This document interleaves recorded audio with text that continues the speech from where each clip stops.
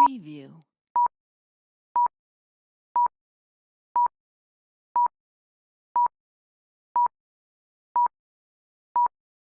Preview.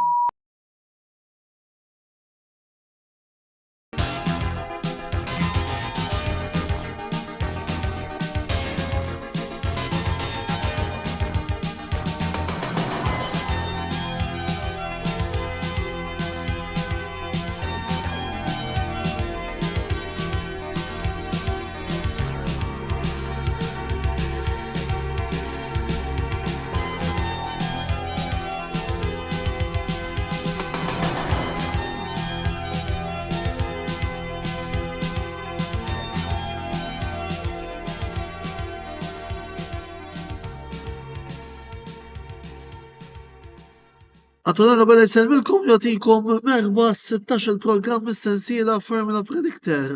Maħna l-Wayne bħassoltu Wayne. Nsellim lek l-ewwel net. Insellim lek Antonello wara li kellna ġixtiet li laqfu xulxin din id-darba kellna ġimgħa pawża Formula 1 jirritorna ġewwa it-trakka Red Bull Ring ġewwa l-Awstrija. Trakka li għandi naqra memorji sbieħ tagħha meta tqis ix-xalata li kelli s-sena l-oħra bil-żjara tiegħi hemmhekk fil-paddock ukoll. Ir-riżultat li ġie tajjeb għax il-McLaren ġew l-ewwel u t-tieni. Issa naraw din is-sena se jiġri it-tellieqa li ser issir nhar il-Ħadd feluq żmieni voldiri hemm tnejn min-nies qed nistenna naqra xi ħaġa aktar minn għandhom din darba. Biss biex immorru lura għal-realtà u għal dis-sena u anke nibdew ftit il-programm tagħna s-sitwazzjoni qiegħda tara lilek Wayne 22 kontra 20 il-DNF ta' Antonelli Rikuprajt. niftit lejk ġewwa Barcellona. Rikuprajt ftit hawnhekk għandna ġiex punti qegħdin viċin, jiġifieri the pressure is on issa hija Antonello. U issa naraw fehmni. Ma nissejna l-qatla Wayne. Jiġifieri l-iktar forsi nżidu xi 4 likes. Mela, insomma, Grand Prix tal-Awstrija tibda inti Wayne u nibdew bl-akbar sorpriża. L-akbar sorpriża mela tal-lum spontani ġejjin Antonello. Le anki jien nifhem minn daqshekk ma tantx kelli ċans nipprepara ħanejdu hekk. Eżattament. Allura is-sorpriża tiegħi naħseb li ħanaraw il-ħass lura fil-punti, għalmen il-karozza għoda ħass tispiċċa fil-punti. Għaddejjem il-forma mhux daqshekk tajba bħalissa. Naħseb li fil-biżżaġun kienu tajbin il-ħass, jiġifieri il-karozza hemm medda, però ma jistax dik il-ħaġa lacking. Naħseb forsi l-Awstrija forsi kapaċi jġibu xi punti jew tnejn. Mela, jiena rrid nipprova naħseb ukoll min ser jirnexxielu jikseb xi ħaġa mill-altitudni ta' din it-tellieqa. Tim Lilway Plesja u li forsi jista' jagħmel xi ħaġa matul din it-tellieqa naħseb illi jista' jkun l-Audi jiena.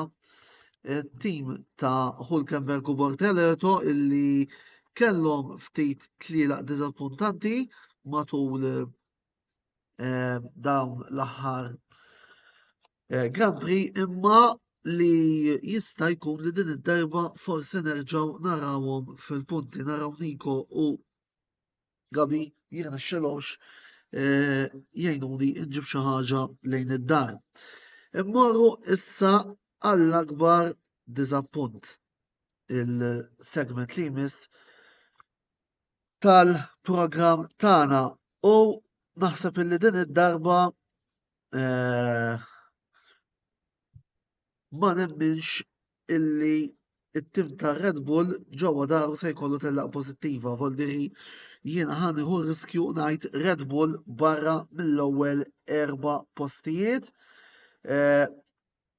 Dal-aħħar ġewwa din it-trakka il-tim ta' Laurent Mekies ma tantx kien qed ikollu riżultati pożittivi eh, jaf din id-darba wkoll jiġri l-istess. Wejn? Jiena appunt ħannejt s-sewwieq barra mill-ewwel erba'. Din id-darba s-sewwieq li ħanażel barra mill-ewwel erba' huwa Lewis Hamilton. Wara weekend brillanti ġewwa Spanja fejn rebaħ kważi 20 sekonda jekk mhux fuqhom, naħseb hawnhekk ġewwa l-Awstrija Hamilton ħajbati kemm xejn u jiena ngħid li ħajkun barra mill-ewwel erba'. Interessanti. Issa naraw jirnexxilek xi ġiba żewġ però wejn. Mela, immorru biex naraw min naħsbu li ser jieħu il-pole position għal Grand Prix tal-Awstrija. Fidejk wejn? Hija tiddeċiż, għandi deċiżjoni jaf tieħu gost biha. Imma ma nafx hekk nilgħab x'karta. Ħa nipprova. Trakka tajba ħafna dan is-sewwieq ħa ngħid Lando Norris. Ħa nieħu riskju. Hija trakka fejn kiseb l-ewwel podju tiegħu u naħseb li l-McLaren hawnhekk għandha ċans tajjeb jiena. Jiena minn naħa tiegħi ser immur għal Mr. Saturday, George Russell, illi ser jikseb il-pole position, nemmen il-Mercedes se jkomplu fejn ħallew u jista' jkun illi George isom it-tradizzjoni ta' sibtijiet pożittivi u jieħu il-pole position. Immorru għal ħadd u naraw issa min naħsbu li ser jispiċċa fit-tielet post.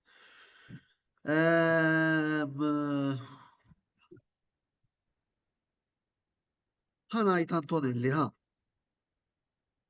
ħanajt Antonelli. Antonelli jispiċċa it-tellieqa fit-tielet post. Ovvjament wara d-DNF ta' Spanja ser ikun qed ifittex illi jikseb il-punti ħalli jerġa' jibda iġib naqra momentu favur anke fil-fini ta' klassifika u nemmen illi Andrea Kimi Antonelli kapaċi jitla fuq il-podju din id-darba u jiġi fit-tielet post. Wejn? Jiena ħammur teammate George Russell.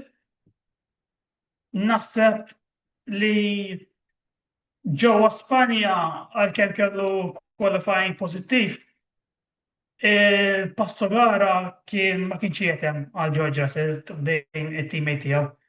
Jiġifieri jaf komparat ma' teammate tiegħu naħseb għandu biex jispiċċa fuq il-podium minħabba is-saħħa tal-karozza u l-magna Mercedes, però onestament ma tantx impressjonani bħala race pace, jiġifieri sa tielet post ngħid li jasal. Sewwa wisq, mela, min naħsbu li ser jispiċċa fit-tieni post nhar il-ħadd wejn fidejk? Hawnhekk nerġa' nsemmi Lando Norris. Bħalmet diġà trakka pożittiva għalih dan is-sewwieq hawnhekk u wara il-podju ġewwa Spanja naħseb li kapaċi itejjeb mit-tielet u jasal sa t-tieni post hawnhekk. Jiena ħammur għal Leclerc din id-darba, naħseb illi iċ-ċali b'xi mod ser jirnexxielu jagħti risposta hawnhekk, nafu li għandu riżultati pożittivi wkoll f'din it-trakka, il-Ferrari li qiegħda tajba u iwa naħseb tkun possibbli illi Leclerc jirnexxielu wkoll jispiċċa fit-tieni post.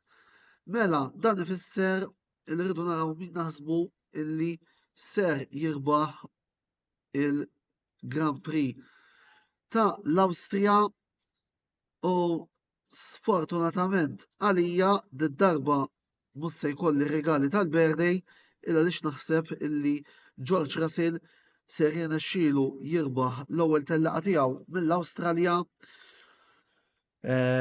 u din id-darba ikompli jnaqqas id-distakk fil-klassifika, jkompli jnaqqas id-distakk u jġib dik ir-rebħa li tant għandu bżonn għal fini tal-kampjonat. Wejn?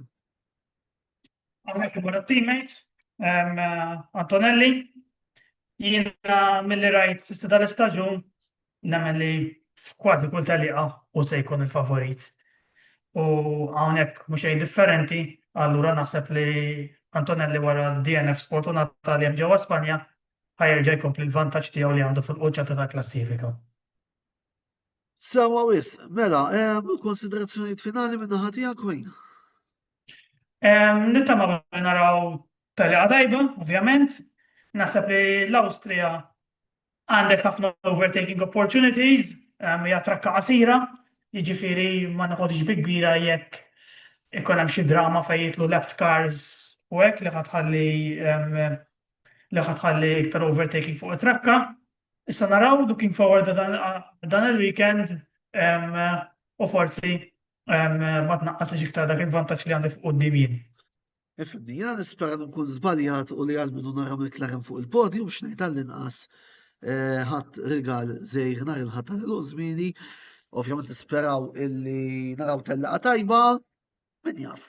Issa rigward jekk ninkomplix nilħek jew le, nitkellmu il-ħadd filgħaxija wara t-tellieqa mejnu. Mela, grazzi lilkom li segwejtu l-programm tagħna llum, infakkarkom li dan il-programm ukoll jinsab disponibbli fuq il-YouTube channel tagħna, nħeġġixkom biex tidħlu ħata u tagħtu subscribe ħalli ma titilfu xejn mill-kontenut interessanti illi qegħdin intellaw. Il-programm li jmiss ser ikun għada għal ħabta ta' Disney Sinkwajt flimkien ma' Wayne, il-programm Żona Mondjali Wayne qed tagħmel biċċa xogħol eċċellenti. Keep up the good work li qed tagħmel fejn tidħol it-tazza tad-dinja tal-futbol, inħeġġiġkom biex issegwu l-programm ta' Wayne flimkien mal-mistidna tiegħu ħalli nkomplu nanalizzaw it-tazza tad-dinja fejn tidħol futbol. Sakemm nerġgħu niltaqgħu l-ġimgħa d-dieħla għal Grand Prix ta' Silverstone, jien Antonello Vela flimkien ma' Wayne Mikallef ma tfadlilna xejn xtejdu ħlief. Grazzi tal-li segwejtuna, il-kumplament tas-serata tajba u ħudu ħsieb.